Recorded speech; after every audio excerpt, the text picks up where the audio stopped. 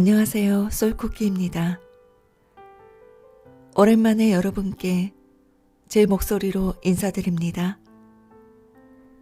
한동안 책 내용만 읽어드렸었죠. 오늘 오전에 운동을 다녀왔는데요.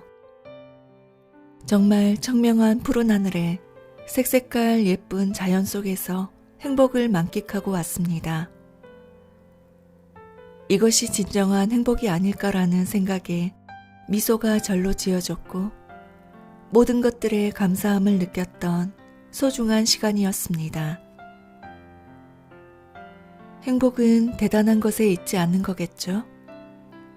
소소한 행복, 마른 목을 적셔줄 시원한 물 한 잔, 땀에 젖은 내 몸을 식혀줄 바람, 그리고 따스한 햇살, 하다못해 나를 바라보며 지나가는 귀여운 강아지조차도 내게는 생명력을 전달해주는 소중한 나의 행복 에너지였습니다. 모든 것에 감사합니다라는 인사가 절로 나왔는데요. 여러분은 어떠신가요? 여전히 힘든 오늘을 보내고 계시진 않으신지 잠깐이나마 나를 돌아보며 그래, 잘하고 있어. 애쓰고 있는 거야. 다 잘 될 거야. 사랑해 라고 나를 응원해주는 시간을 가지셨으면 합니다. 그런 의미로 이전 영상까지는 조금 무거운 분위기의 영상을 업로드 해드렸는데요. 오늘은 밝고 경쾌한 에너지의 소유자 김미경 강사님의 인생 미답이라는 책을 소개해드리려고 합니다. 예전엔 다양한 TV 채널에서 많은 강의를 즐겁고 유쾌하게 해주셨는데요. 특히나 구수한 충청도 사투리와 함께 이웃 친한 언니가 내게 해주는 듯한 정감있고 진솔한 인생 진리를 전해주는 참 즐겨봤던 강사분 중에 한 분이셨던 것 같습니다. 지금은 유튜브 채널을 통해 많은 이야기들을 들려주시죠. 그럼 지금부터 인생 미답 책 내용을 저도 밝고 경쾌한 목소리로 소개해드리겠습니다.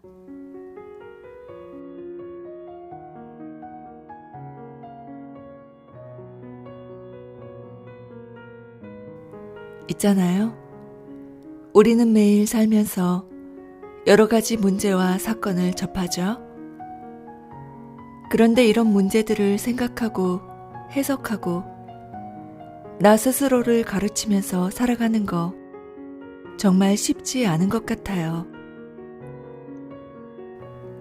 저는 직업이 강사라서인지 언젠가부터 내 감정들, 내 문제들, 나한테 닥친 사건들에 대해서 자꾸만 묻고 거기에 답을 하려고 애썼어요. 왜냐면 사람 사는 거 다르지 않잖아요. 저한테 생긴 문제는 바로 여러분에게도 생길 수 있잖아요. 언젠가 여러분이 저에게 물어보면 답을 해줘야 되니까 생각을 많이 했어요. 그 과정을 쭉 겪고 나니까 어떤 생각이 들었냐면요. 이렇게 여러 가지 문제들이 생겼을 때 그 감정들을 슬프다, 외롭다, 우울하다라는 감정으로만 받아들이지 말고 끝까지 들여다보고 나를 위한 답을 내는 것. 이것이 정말 중요하다는 걸 알았어요. 그런데 그건 정말 나를 지독히 사랑해야만 할 수 있는 일이더라고요. 살다 보면 바쁘잖아요. 먹고 사는 게 바빠서 내 마음을 먹이고 영혼을 먹이고 키우는 걸 등한시해요. 그래서 모든 문제들을 남한테 물어보죠. 대충 묻고 대충 답하면 그게 없어질까요? 아니요. 나중엔 그것들이 누적돼서 답할 수 없는 지경이 돼요. 그럼 막다른 골목에 가서 서 있게 되죠. 얼마나 외롭고 쓸쓸하고 무섭겠어요? 그래서 저는요, 사소한 문제에 대해서도 끝까지 생각하고 답하려고 애썼어요. 그 모든 과정은 한마디로 내가 나를 사랑하는 과정이었고, 나를 끝까지 배려하는 과정이었어요. 살다 보면 굳이 심각하게 묻지 않아도 매일매일 사건이 생겨요. 사람 사는 게 그렇잖아요. 한번 움직이다 보면 좋은 일 반, 힘든 일 반이죠. 그렇다면 잘 살아내기 위해서는 도대체 어떤 답을 내려야 할까 많이 생각했어요. 왜냐하면 인생은 사건 중심이 아니라 해석 중심이니까요. 어려운 상황에서 저를 사랑해주는 답을 내릴 때마다 더욱 단단해지더라고요. 어떤 때는 사건은 불행인데 행운으로 해석된 적도 있어요. 또 사건으로 봤을 때는 넘어져서 무지 아픈 건데 해석할 때는 그래도 넘어진 데까지는 왔구나, 이런 해석을 했어요. 엉뚱하잖아요. 불행인데 행운이라고 우기고, 그런데 우기는 것도 해석이에요. 그것도 인생이에요. 그 해석들이 하나하나 합쳐지면 뭐가 되는지 아세요? 그게 내 인생의 방향이 됩니다. 나를 살리는 방향이 되는 거예요. 아주 사소하고 소소하게 생기는 생활의 문제, 때로 버거운 인생의 문제에 대해서 제가 끝까지 생각해낸 지독한 사랑의 해석들, 그래서 제가 찾은 방향들이 있어요. 그걸 여러분들과 나누고 싶어요. 이런 방향도 있어요 라고 얘기해주고 싶어요. 삶의 방향은 여러 가지거든요. 해석하는 데 따라서 그쪽 방향이 이쪽 방향으로 변하기도 하죠.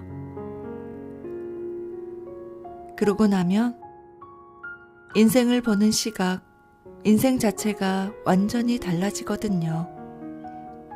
그래서 세상에서 가장 아름다운 답은 나를 가장 사랑하는 답, 그거예요.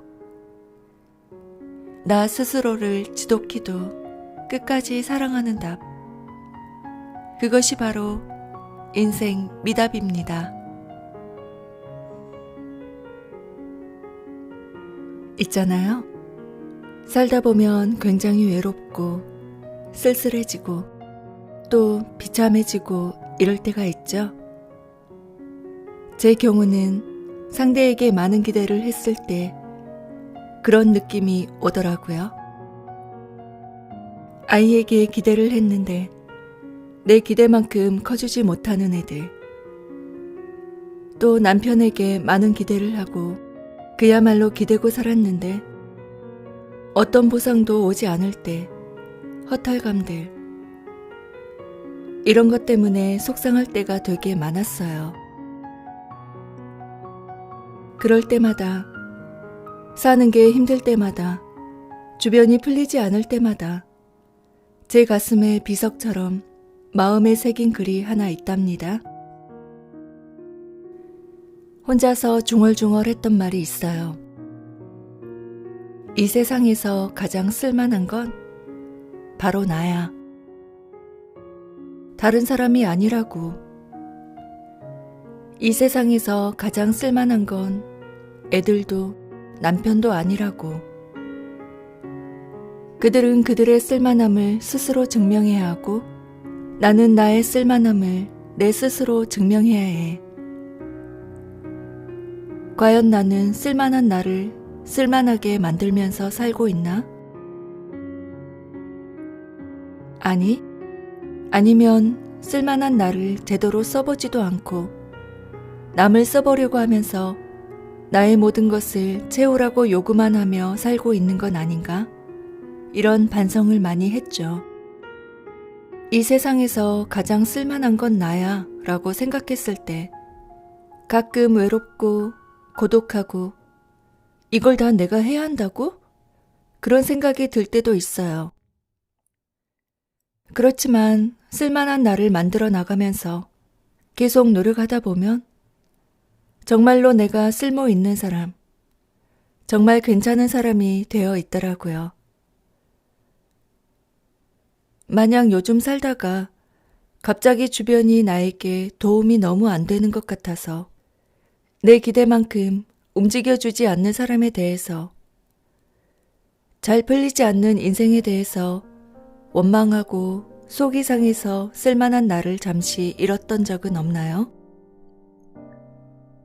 내가 해체되는 느낌을 가져본 적 있으세요? 해체되지 마시고 다시 나 자신을 모아보세요. 그 잃었던 나 자신.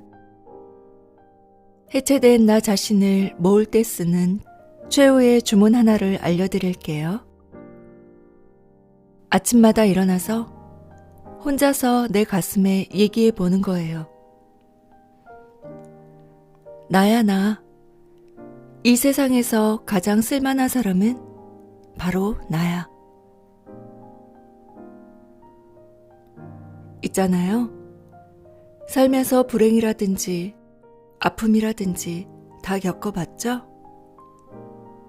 이게 당연한 거예요. 마음이 있기 때문에 불행을 느끼는 거고, 육체가 있기 때문에 아픔을 느끼는 거죠. 그런데 우리가 이걸 자주 겪으면서도 어떻게 대처해야 하는지는 참 미숙한 것 같아요. 일단 너무 놀라는 거예요. 불행을 겪었을 때도 놀라고 아픔을 겪었을 때에도 놀라고 크고 작은 사건이 생길 때마다 저도 참 미숙했어요. 한 번은 곰곰이 나는 왜 이토록 미숙한가 생각해보니 불행과 아픔의 실체를 보지 못하도록 가로막는 게 하나 있더라고요. 그게 바로 소리예요. 불행의 사건이 일어날 땐 소리가 커요. 화약 터지는 소리가 나죠. 엄청난 충격이 와요. 인생을 잔잔하게 살다가 갑자기 빵 터지는 소리가 나잖아요. 예를 들어 나무에 세찬 비바람이 불어왔다고 생각해 보세요. 비바람을 견디지 못한 나무가 부러지겠죠? 물론 딱 하는 소리와 함께요. 그러나 우리는 부러진 그 사실보다 딱 하는 소리에 더 놀랍니다. 그 소리에 놀라서 분별을 잃어버리는 거예요. 어떤 사람은 1년을 놀라고 어떤 사람은 한 달을 그 충격 속에서 지내요. 하지만 언젠가는 소리에서 벗어나서 나무의 실체를 봐야 해요. 내 몸 안에서, 내 인생에서 일어난 일이잖아요. 사건의 실체를 들여다보는 거죠. 말하자면 나무에 부러진 곳을 들여다보는 게 시작이에요. 부러진 그곳에서 다시 시작해야 해요. 소리에 놀라서 도망치지 마요. 또 부정하지도 마요. 이 나무 내 거 아니에요. 나 다른 나무 찾아볼래요. 라고 도피하지 말고 나무를 들여다보세요. 그럼 거기서 새순이 자라기 시작해요. 우리가 살면서 가장 아팠던 곳, 가장 힘들었던 기억, 그곳에서 인생은 다시 출발해야 해요. 만약에 아픔이나 불행을 내 것이 아니라고 생각하면 어떻게 되겠어요? 어려울 때일수록 내가 내 삶의 주인이 되어 나를 지켜줘야지. 타인을 탓하면 주인 없는 내 몸은 누가 돌봐요? 많은 사람들이 불행을 겪으면서 내 몸을 주인 없는 몸으로 만들어요. 떠나버려요. 내 사건을 내가 들여다보고 끝까지 봐야 하는데 살다 보면 얼마나 많은 일들이 생깁니까? 돈을 다 잃고 시험에서 떨어지고 또는 가정에 큰 문제가 생기는 등의 아픔을 겪고 있다면 한번 생각해 보시는 게 어떨까요? 그때 그 시절은 다시 생각하기도 싫어요 라고 도망치지 말고 부러진 부분을 정면으로 응시해 보세요. 소리에 놀라서 오랫동안 방황하고 있지는 않은지 생각해 보세요. 놀라지도 충격받지도 마요. 소리는 사건의 일부분일 뿐입니다. 내 인생에 일어난 온갖 사건의 주인이 되는 게 중요해요. 남 탓하면 주인 없는 몸은 아무도 돌볼 사람이 없어요. 여러분은 꼭 스스로 몸의 주인, 상처의 주인이 돼보시기 바랍니다.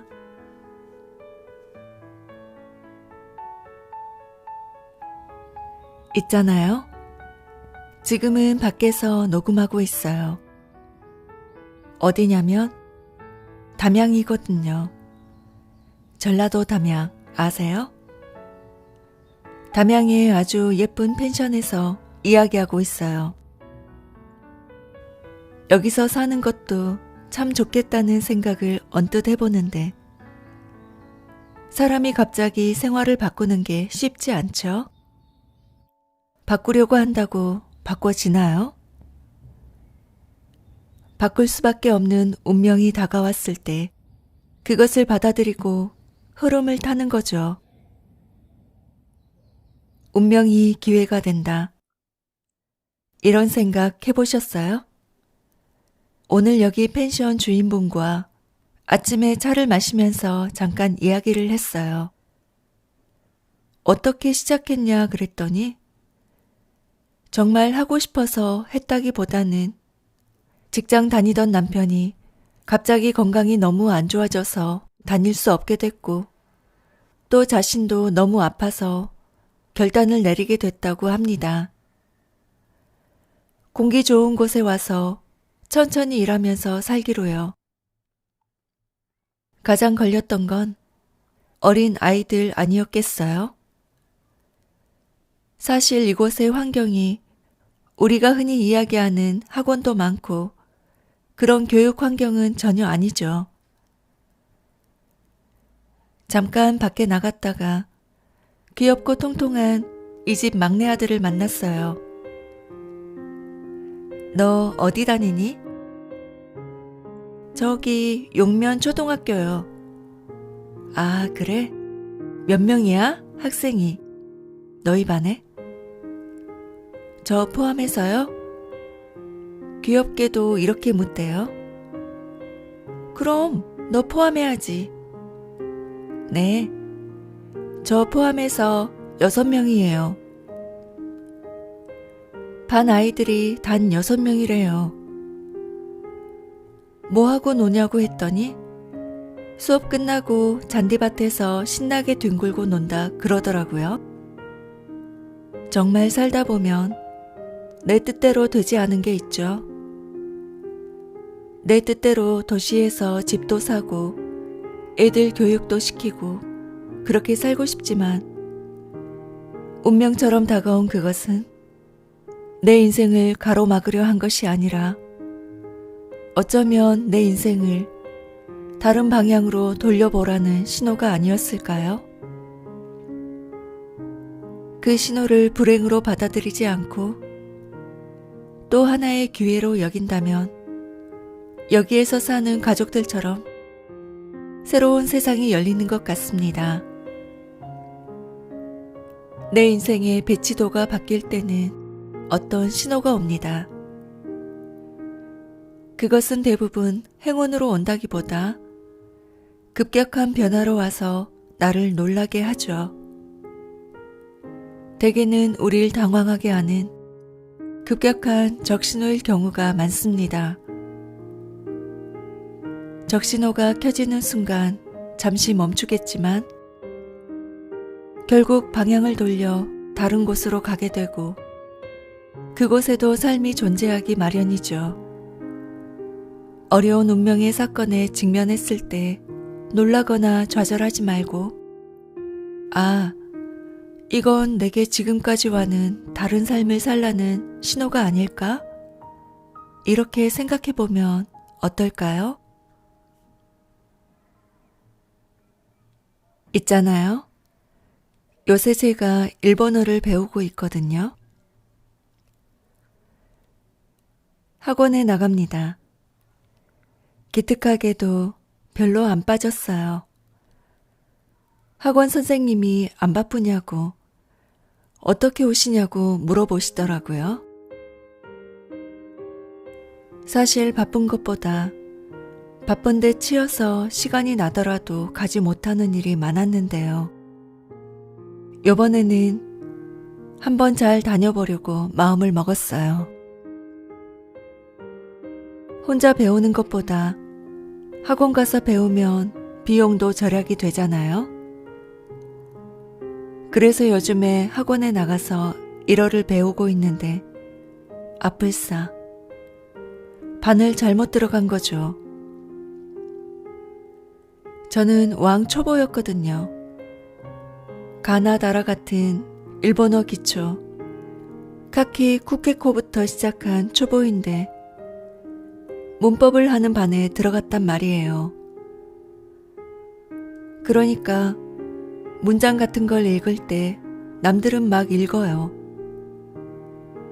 저는 꼭 한 템포씩 늦게 듣고 따라서 하고 있습니다.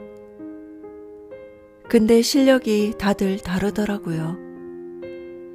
저 말고도 초보가 몇 명 더 있고 일본어과 다니는 학생인데 문법을 정리하기 위해서 온 사람도 있어요.